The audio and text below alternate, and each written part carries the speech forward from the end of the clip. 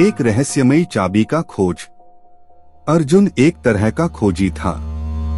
वह पुराने अनसुने और रहस्यमयी कहानियों को जानने के शौकीन था।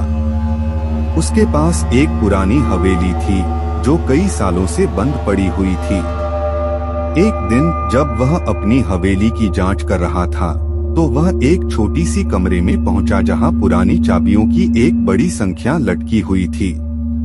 उसने चाबियों को एक एक करके देखा और अंत में एक अनोखी चाबी पाई जिसका आकार और रंग अन्य चाबियों से अलग था।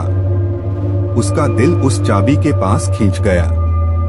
वह सोचने लगा कि यह कौन सी चाबी हो सकती है और क्या इसकी कोई खास विशेषता होगी। अर्जुन ने वह चाबी अपने पास रख ली और रात को खोए हुए इसे देखने के लिए उसकी हवेली वापस आया। जब वह चाबी को देख रहा था तो वह देखा कि चाबी का रंग धीरे धीरे बदल रहा था। यह अन्य चाबियों से भिन्न था। अर्जुन ने चाबी को उस बंद कमरे की बाहरी दरवाजे में लगाया और देखा कि दरवाजा खुद ही खुल जाता है। वह दरवाजे के अंदर चला गया और देखा कि कमरे में एक पुरानी किताब रखी हुई थी। अर्जुन ने वह किताब उठाई और पढ़ने लगा। उस किताब में लिखा था कि यह चाबी एक पुरानी कहानी से जुड़ी है। जब किसी विशेष तरह का मंत्र पढ़ा जाता है तो यह चाबी उस दरवाजे को खोल देती है और दरवाजे के अंदर एक अनोखी दुनिया का द्वार खुल जाता है। अर्जुन ने मंत्र को पढ़ना शुरू किया और जैसे ही वह मंत्र पूरा कर रहा था तो उसने सुना कि वह दरवाजा अपने आप ही खुलने लगा। अर्जुन को थोड़ी देर लगी समझने में कि क्या करना है। दरवाजे के अंदर एक अनोखी दुनिया थी। वहां उसने एक अजीब मकान देखा और वहां एक बूढ़ा आदमी खड़ा था। वह आदमी अर्जुन को अपने पास बुलाया और कहा, तुम जैसा मुझे पहले भी दिखाई दिया है।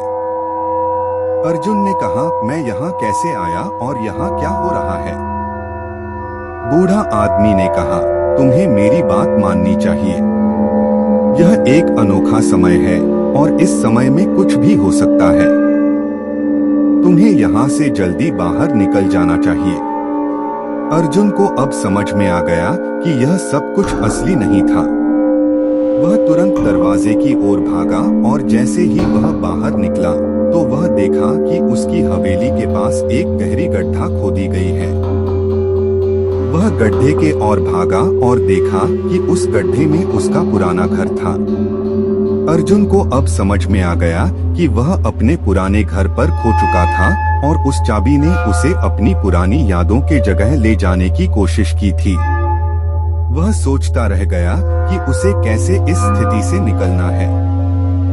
इस कहानी से हमें यह सीखने को मिलता है कि हमें हर चीज को समझने और समीक्षा करने की जरूरत होती है, क्योंकि कुछ भी हो सकता है।